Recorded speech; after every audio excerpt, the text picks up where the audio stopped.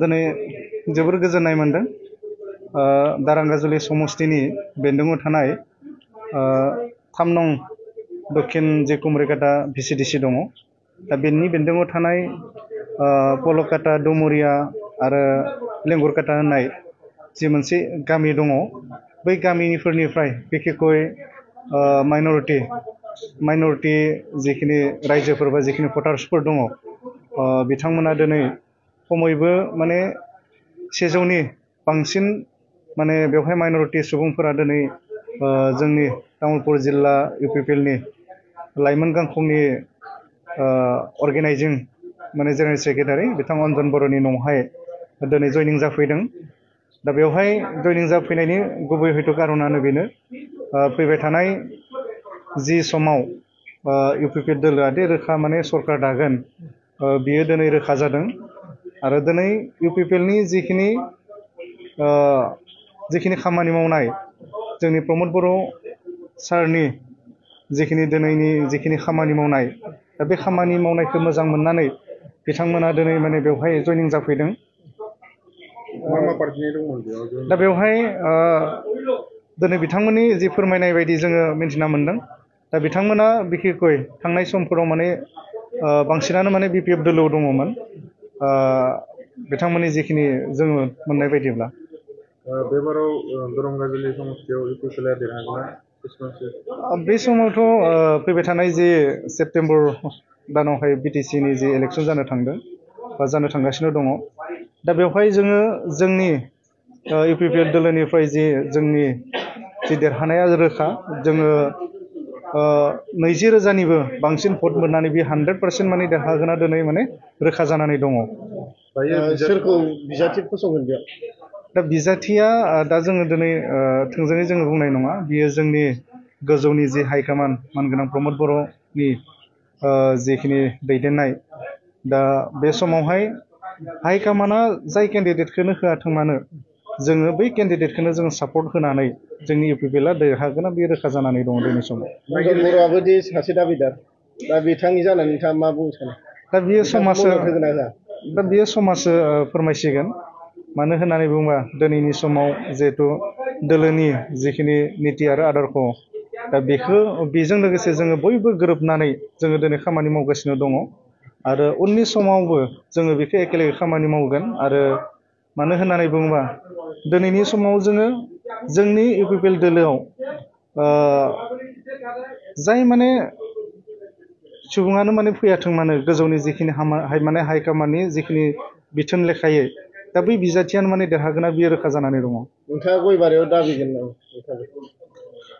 गयबारियाव दाबिनायनि जेबो बिदि खोथा फैनाय नङा। मानो होननानै बुङोबा हयथ' बेबायदि बुंनायाबो माने सम्भब नङा। मानो होननानै बुङोबा बेवहाय जोंहा मानगोनां बिटिआरनि चिफ प्रमद बर' बिथाङा, दा बेनिनो सासे माने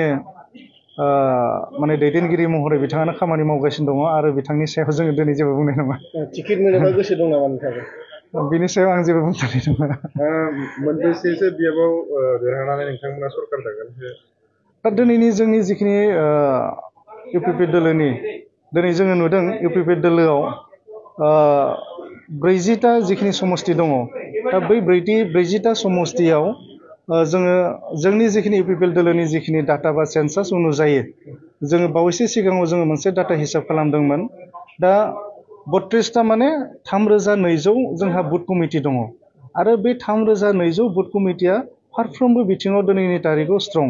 दा बे लेखायै जोङो दिनैनि तारिखआव जोङो रोखायै नुनो मोनो, जोङो माने फैबाय थानाय जि बिसायख'थियाव माने 25निफ्राय 30नि माने खम जानाय नङा।